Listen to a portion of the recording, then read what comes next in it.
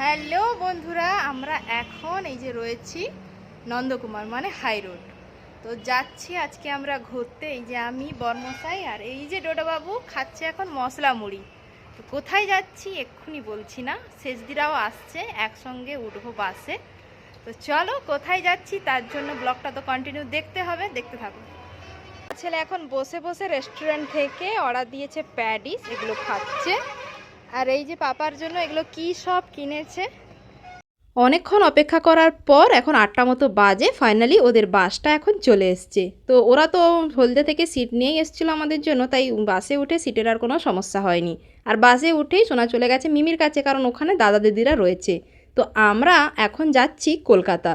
অনেক দিন সেভাবে কোথাও ঘুরতে যাওয়া হয়নি, আর তোমাদের দাদাভাই আসার পর আমাদের সুন্দরবন যাওয়ার একটা প্ল্যান হয়েছিল সবাই মিলে, কিন্তু ওটা তো যাওয়া ক্যান্সেল হয়ে গেছিলো। তাই বাচ্চাদের আবদারে আমরা চলে এসেছি কলকাতা ঘুরতে সবাই মিলে।